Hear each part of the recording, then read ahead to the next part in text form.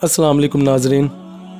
हज़रत अब्दुल्ला बिन मसूद रज़ी अल्लाह तआला अन्हु से मरवी है कि हज़रत मोहम्मद सल्लल्लाहु अलैहि वसल्लम ने इरशाद फरमाया कि जन्नत में सबसे आखिर में दाखिल होने वाले शख्स का हाल ये होगा कि वो गिरता पड़ता चल रहा होगा और जहन्नुम की आग इसे झुलसा रही होगी। बिलाखिर वो जहन्नुम से बामुश्किल निकल पाएगा तो जहन्नम की तरफ देखकर बेख्तियार कहेगा, वो ज़ात बड़ी बाबरकत है जिसने मुझे जहन्नम से निजात अता फरमाई, और बेशक अल्लाह ने मुझे वो नेमत बख्शी है जो अवलीन व आखिरीन में से किसी को भी अता नहीं की गई। फिर इसके सामने एक दरख्त ज़ाहिर होगा तो वह अर्ज़ करेगा, ए रब करीम, आप मुझे इस दरख्त के करीब कर दीजिए ताकि मैं इसके साए में बैठूं और इसके पानी से प्यास बुझाऊं।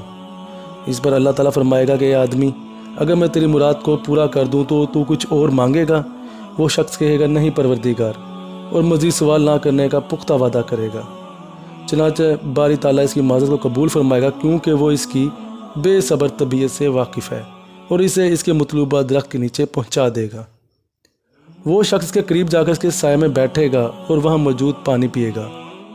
फिर इसके सामने दूसरा दरख्त लाया जाएगा जो पहले दरख्त से और अच्छा होगा, तो वो फिर अल्लाह ताला से इसके करीब जाने की दरख्वास्त करेगा। अल्लाह ताला फरमाएगा कि ए आदमी, क्या तूने कुछ और सवाल ना करने का अहद नहीं किया था? अगर मैं तेरी मुराद को पूरा कर दूं तो फिर तू कुछ और सवाल करेगा? चनाचे वो शख्स सवाल ना करने का वादा करेगा और अल्लाह ताला इसकी बेसब्री को जानते हुए चश्म पोशी फरमा कर इसे दरख्त के करीब पहुंचा देगा।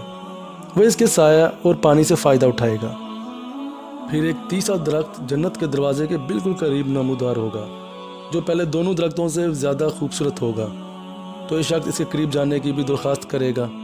बिलाखिर जब इसे इस दरख्त के करीब पहुंचा दिया जाएगा तो इसे वहाँ अहले जन्नत की आवाज़ें सुनाई देंगी, तो वह दरख्वास्त करेगा, ए रब करीम, अब बस मुझे जन्नत में दाखिल फरमा दीजिए।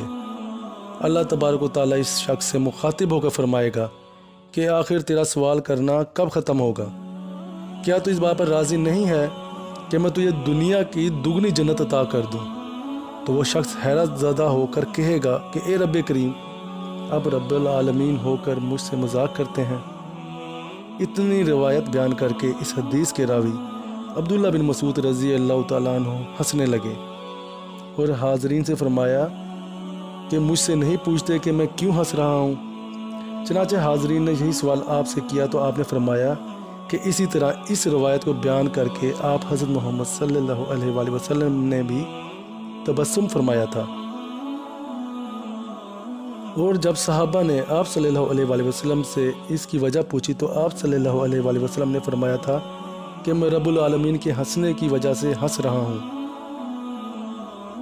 क्योंकि जब वो बंदा ये अर्ज़ करेगा कि रब्बुल आलमीन होकर आप मुझसे मजाक कर रहे हैं, तो रब्बुल आलमीन फरमाएगा, मैं तुझसे मजाक नहीं कर रहा हूँ, बल्कि मैं जिस चीज़ को चाहूँ इसको पूरा करने पर कादर हूँ। अल्लाह ताला के हंसने का मतलब इसका राज़ी और खुश होना है।